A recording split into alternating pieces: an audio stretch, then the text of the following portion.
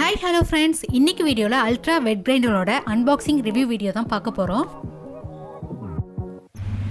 நான் ரொம்ப நாளாவே நல்ல கிரைண்டர் வாங்கணும்னு சொல்லிட்டு ரிசர்ச் பண்ணிட்டு இருந்தேன். ஆல்ரெடி என்கிட்ட ஒரு பழைய கிரைண்டர் இருக்கு. அது என்ன ப்ராப்ளம்னா மாவு அரைக்க ரொம்ப டைம் எடுக்கும். 3 ஹவர்ஸ்க்கு மேல ஆகும். அப்படி சர்ச் பண்ணும்போது எல்லாரும் சொன்ன ரிவ்யூ அல்ட்ரா வெட் கிரைண்டர் ரொம்ப நல்லா இருக்கும், டைம் சேவிங்காகவும் இருக்கும், அதே சமயத்தில் ஃபாஸ்ட் மூவிங்கில் இருக்குன்னு சொன்னாங்க.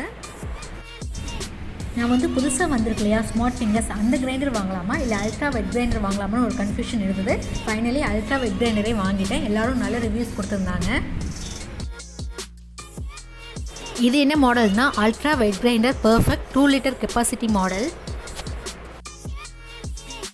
இது கூடவே மேனுவல் புக்கும் கொடுத்துருக்காங்க. நம்ம எப்படி அதை லாக் பண்ணுங்கிற எல்லா டீட்டெயில்ஸுமே அதில் இருக்குது. அப்புறம் பர்பிள் கலரில் லிட்டு கொடுத்துருக்காங்க. பாட்டம் ஒயிட் கலரில் கொடுத்துருக்காங்க. இங்கே ஓப்பன் க்ளோஸ்க்கு க்ளாக் வைஸில் ஒரு லாக் கொடுத்துருக்காங்க. ஸோ இந்த இடத்துல கரெக்டாக ஃபிட் பண்ணிவிட்டு நீங்கள் ப்ரெஷர் கொடுத்து லாக் பண்ணிட வேண்டியதான். இது கூடவே பேட்டர் ரிமூவல் கொடுத்துருக்காங்க.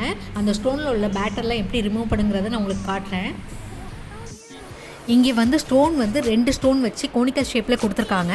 இதை மாதிரி கோனிக்கல் ஷேப்பில் கொடுக்கும்போது மாவு ஃபாஸ்ட்டாக கிரைண்ட் ஆகும். இதில் 150 வாட்ஸ் மோட்டார் வருது. 5 இயர்ஸ் வாரண்ட்டி வேறு கொடுத்துருக்காங்க. இங்கே ஓப்பன் க்ளோஸ்க்கு க்ளாக் வைஸில் ஒரு லாக் கொடுத்துருக்காங்க. இந்த இடத்துல நல்லா ப்ரெஸ் பண்ணி க்ளோஸ் பண்ணால் தான் ஒழுங்காக லாக் ஆகும். இல்லைனா சரியாக க்ளோஸ் ஆகாமல் மாவு அரைக்க முடியாது. ஃபஸ்ட்டு நான் உளுந்து தான் போட்டிருக்கேன். உளுந்து அரைக்கிறதுக்கு கரெக்டாக 20 மினிட்ஸ் ஆகும். நான் 25 மினிட்ஸ் எடுத்துப்பேன், கொஞ்சம் மாவு நல்லா ஃப்ளஃபியாக வரதுக்கு. இதை நான் 2-3 டைம் யூஸ் பண்ணிட்டு தான் நான் உங்களுக்கு ரிவ்யூவே கொடுக்குறேன். மாவு எவ்வளோ டைம் அரைக்குதுன்னு கரெக்டாக நோட் பண்ணி வச்சுருக்கேன். பிகாஸ் ஆல்ரெடி நான் வச்சுருந்த கிரைண்டரில் ரொம்ப லேட் ஆகும். இது 20 மினிட்ஸில் உளுந்து அரைச்சிடுது. அரிசியும் எனக்கு ஒரு 20 மினிட்ஸில் அரைச்சிடுது. ஸோ எனக்கு ரொம்ப டைம் சேவிங்காக இருக்குது. இதை ஃபஸ்ட் டைம் யூஸ் பண்ணும்போது நான் தெரியாமல் நல்லா ப்ரெஸ் கொடுக்காமல் க்ளோஸ் பண்ணிட்டேன். அதனால் ரொம்ப ஸ்லோவாக உளுந்து அரைக்காமல் ரொம்ப நேரம் டைம் எடுத்துச்சு. அப்போ செக் பண்ணும்போது தான் தெரிஞ்சுது எனக்கு. அதை நல்லா ப்ரெஸ் கொடுத்துட்டு க்ளோஸ் பண்ணால் மட்டும்தான் ஃபாஸ்ட்டாக சுற்றும், 20 மினிட்ஸ்லேயும் அரைக்கும்னு நான் தெரிஞ்சுக்கிட்டேன். நீங்கள் நல்லா ப்ரெஸ் பண்ணலைன்னா கூட கிரைண்டர் ஓடும், ஆனால் ஸ்லோவாக ஓடும். அந்த இடத்துல கரெக்டாக ப்ரெஸ் பண்ணி நீங்கள் லாக் பண்ணால் மட்டும்தான் கிரைண்டர் சரியான ஸ்பீடில் சுற்றும். இது தாங்க பேட்டர் ரிமூவல். இதை ட்ரம் மேலே வச்சுட்டு ஸ்டோன் அது மேலே வச்சு நம்ம பேட்டர்லாம் ரிமூவ் பண்ணிக்கலாம். இது ஒரு சூப்பரான ஆப்ஷனுங்க. ஸோ இதை மாதிரி கொடுக்கறதுனால நம்ம ஸ்டோனில் உள்ள மாவு எல்லாத்தையும் நல்லா ரிமூவ் பண்ணிக்கலாம். ஸோ மாவு அரைச்சி முடித்த உடனே நம்ம க்ளீன் பண்ணுறது ரொம்ப முக்கியம். ஸோ இதை மாதிரி ஒரு ப்ரஷ் வாங்கி வச்சுங்க, உங்களுக்கு ரொம்ப யூஸ் ஆகும். நான் அது லோக்கல் ஸ்டோரில் தான் வாங்கினேன். ஸோ இந்த ப்ரஷ்ஷை வச்சு நல்லா நான் க்ளீன் பண்ணிடுறேன். க்ளீன் பண்ணி முடிச்சுட்டு தொடச்சியும் விட்டுடுறேன். ஸோ மாவு சூப்பராக அரைச்சி முடிச்சிட்டேன். இது 1 ஹவருக்குள்ளேயே எனக்கு வேலையெல்லாம் முடிஞ்சிடுச்சு. உளுந்து 20 மினிட்ஸ், அரிசி 20 மினிட்ஸ். ஸோ க்ளீன் எல்லாம் முடிச்சுட்டு நான் 1 ஹவரில் வேலையை முடிச்சிட்டேன். ஸோ இட்லி எவ்வளோ சாஃப்டாக வந்திருக்குன்னு உங்களுக்கு காட்டுறேன். இந்த கிரைண்டரில் பார்த்தீங்கன்னா கோகனட் ஸ்க்ரேப்பரும் ஆட்டா நீடும் 2 ஆப்ஷன் கொடுத்துருக்காங்க. இது 2 அட்டாச்மெண்ட்டுமே நம்ம தனியாக ஆர்டர் பண்ணி தான் வாங்கிக்கணும். இந்த 2 அட்டாச்மெண்ட்டுமே நான் அல்ட்ரா வெப்சைட்லேயே போய்ட்டு டேரெக்டாக ஆன்லைன்லேயே ஆர்டர் பண்ணிட்டேன். இது கோகனட் ஸ்க்ரேப்பர் எனக்கு ஒரு 1200 சார்ஜ் பண்ணாங்க. அப்புறம் ஆட்டா நீட் 500 சம்திங் வந்தது.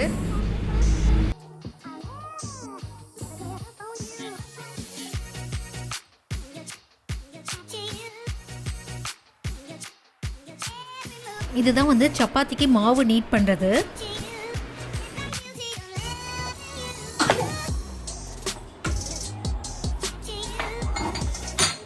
கோகனட் ஸ்க்ரேப்பருக்கு ட்ரம்மை ரிமூவ் பண்ணிவிட்டு இந்த வீல் மாதிரி இருக்கு இல்லையா, இது நமக்கு தேவையில்லை. இந்த பிளேட்டை வச்சுட்டு மேலே ஸ்க்ரேப்பரை வச்சு ப்ரெஸ் பண்ணி விட்டுடணும். இப்போ ஸ்விட்சை ஆன் பண்ணிவிட்டு தேங்காவை வச்சு நம்ம திருவிக்கலாம். தேங்காவை திருகும் போது நீங்கள் கேர்ஃபுல்லாக ஹேண்டில் பண்ணுங்கள். எப்படி நம்ம தேங்காவை மேனுவலாக திருவோமோ அதே மாதிரி எல்லா பக்கமும் ரொட்டேட் பண்ணி நம்ம திருவிக்கலாம். நம்ம நல்லா கேர்ஃபுல்லாக ப்ரெஸ் பண்ணி எல்லா பக்கமும் ரொட்டேட் பண்ணால் தான் திருவும். இது பல்காக தேங்காய் துருவுக்கு இது ஒரு நல்ல ஆப்ஷன். ஏன்னா நீங்கள் தனியாக எலக்ட்ரிக் கோகனட் ஸ்க்ரேப்பர் வாங்கினீங்கன்னா 2500 வந்துடும்.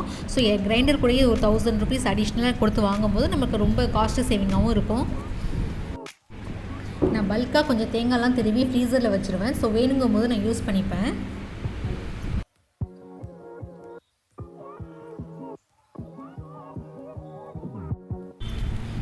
அடுத்தது வந்து ஆட்டா நீட். இதில் ட்ரம் எதுவும் ரிமூவ் பண்ணாமல் உள்ள கல்லை மட்டும் எடுத்துகிட்டு அந்த ஆட்டா நீடுக்கு கொடுத்துருக்காங்க இல்லையா, அதை வந்து வச்சு எப்போதும் போல் நம்ம ப்ரெஸ் பண்ணி லாக் பண்ணிடலாம்.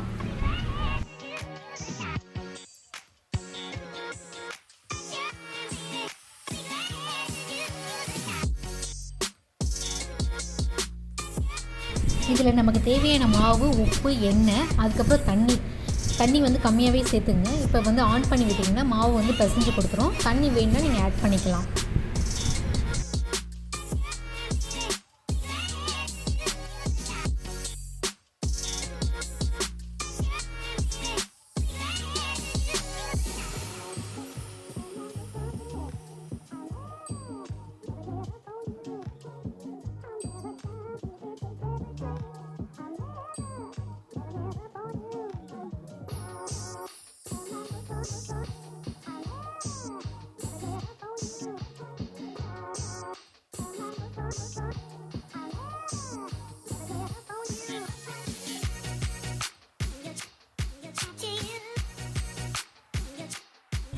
ஸோ சப்பாத்தி மாவு ஈஸியாக வந்து நீட் பண்ணி கொடுத்துருது. நமக்கு வேலையும் ரொம்ப சிம்பிளாக முடிஞ்சிடுச்சு. இந்த ப்ராடக்ட் வாங்குறது எனக்கு ரொம்ப ரொம்ப யூஸ்ஃபுல்லாக இருக்குது. ஒரு சூப்பரான ப்ராடக்ட். நான் இந்த கிரைண்டர் வந்து அமேசானில் தான் பர்ச்சேஸ் பண்ணேன். அதோட லிங்க் வந்து டிஸ்கிரிப்ஷன் பாக்ஸில் கொடுக்குறேன், நீங்கள் செக் பண்ணி பாருங்கள். நீங்கள் யாராவது கிரைண்டர் வாங்கணும்னு நினச்சிட்டிங்கன்னா தாராளமாக இந்த ப்ராடக்ட் வாங்கலாம். ரொம்ப சூப்பரான ப்ராடக்ட். இந்த வீடியோ உங்கள் எல்லாருக்கும் யூஸ்ஃபுல்லாக இருந்திருக்கும்னு நினைக்கிறேன். இந்த வீடியோ உங்களுக்கு பிடிச்சிருந்தா லைக் பண்ணுங்கள், ஷேர் பண்ணுங்கள், மறக்காமல் நம்ம சேனலை சப்ஸ்கிரைப் பண்ணுங்கள். தேங்க்யூ.